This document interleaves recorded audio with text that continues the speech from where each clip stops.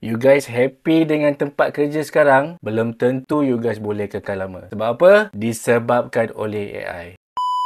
Impact AI terhadap sektor pekerjaan. Impact yang diberikan oleh AI terhadap sektor pekerjaan ini adalah sangat besar dan kita sudah merasainya. Dianggarkan 10 hingga 20% pekerjaan akan hilang disebabkan oleh AI. Dan golongan yang terlibat adalah white collar jobs, which is yang involved dalam entry level. So, Goldman Sachs Investment Bank Company sendiri menganggarkan 300 juta pekerjaan akan hilang secara worldwide. Okay, even CEO Anthropic, Dario Amodei, which is yang menghasilkan Claude AI itu sendiri, mengakui benda ni, and then dia kata CEO-CEO lain macam Google, Facebook tak perlu nak sugarcoat masalah ni sebab masalah ni sedang berlaku dan akan berlaku. Saya tak cerita benda ni yang bakal berlaku akan datang tau. Benda ni memang sedang berlaku. Contohnya apa yang berlaku di Malaysia sendiri. Pernah tak you guys dengar berita yang TikTok berhentikan lebih 7 hingga 800 moderator di social media? Moderator ni dia kerja dia adalah untuk moderate content dekat TikTok. So sekarang ni disebabkan AI dah take over, semua pekerja ni dah being lay off, right? Ini yang berlaku di Malaysia. Dekat negara jiran kita pula, Singapore, DBS Bank akan lay off hingga 4,000 pekerja dalam masa 3 tahun. That is really scary, right? So, industri apa yang akan banyak hilang pekerjaan?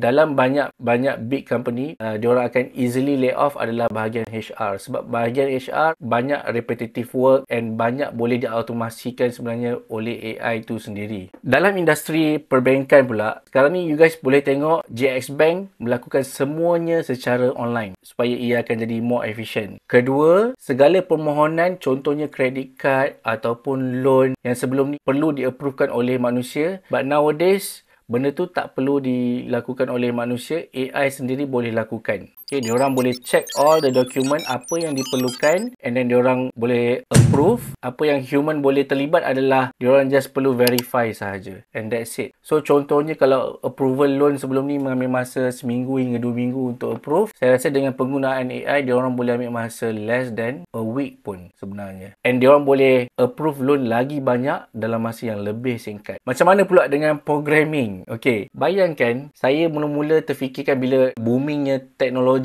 ni, saya memikirkan anak-anak saya nak jadikan diorang sebagai programmer. Okay, saya nak diorang belajar coding. But sekarang ni, untuk develop coding, basically you don't even really need to learn the coding at all. You just use vibe coding. So, entry level programming ni sebenarnya mungkin dah tak akan wujud lagi dah. So, job programming ni sebenarnya akan dikuasai oleh AI juga. In the future, even kita pun tak tahu apa yang anak kita boleh fokus. Sebab AI ni literally very disruptive and banyak job yang basically akan hilang tanpa kita duga sekalipun. Macam mana pula dengan industri kesihatan? So in healthcare industry, saya rasa bidang yang akan truly affected dengan AI adalah radiologist. Disebabkan apa? Sebab radiologist job dia adalah untuk menganalisa image, menganalisa x-ray, menganalisa CT scan, tengok apa abnormalities and then they do the reports. But now AI can do all that actually, and diorang boleh buat benda tu dalam masa yang lebih singkat. Contohnya kalau dalam sehari tu radiologist boleh menghasilkan 4 hingga 5 CT scan report, tetapi dengan menggunakan AI ni radiologist boleh hasilkan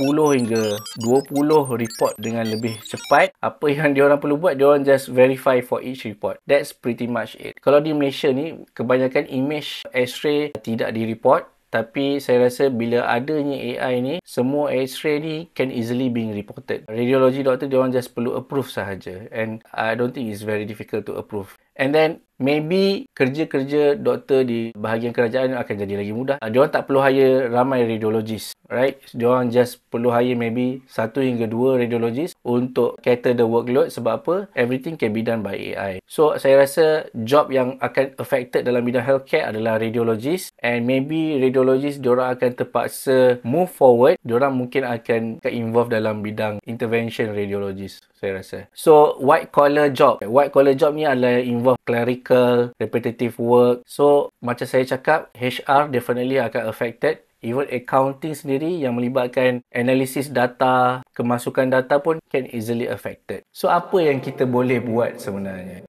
kita sendiri sedar job kita mungkin akan affect dengan AI. Apa yang kita boleh buat adalah kita kena equip ourselves with AI knowledge. Kalau kita tak equip ourselves with AI knowledge, usually kita akan senang tenggelam and dengan easy-nya AI akan replace us lah basically.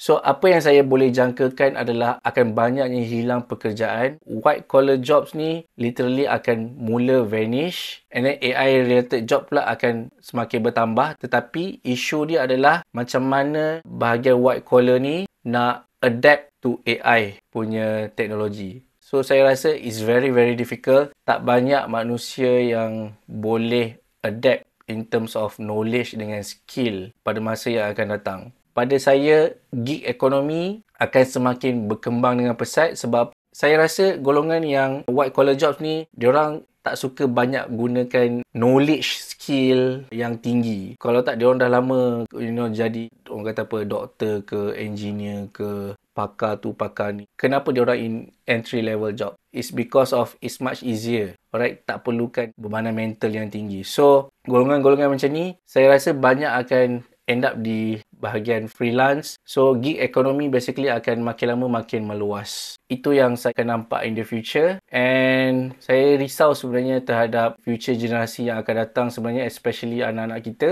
Sebab prospek pekerjaan tu saya rasa sangat tidak stable. Sekarang pun sudah banyak graduation yang menganggur. Apatah lagi pada masa 5 hingga 10 tahun akan datang, apabila all these entry level jobs dah dilakukan oleh AI, diorang tak boleh nak go into that field and banyak yang akan tersangkut. Dan saya rasa pengangguran tu daripada contohnya sekarang ni 30%, saya rasa dia akan naik jauh lebih tinggi. Itu sahaja saya punya opinion tentang AI dari segi pekerjaan. Jangan lupa tekan butang subscribe, like dan share video ni jika you guys rasa video ni sangat bermanfaat. See you guys in the next video.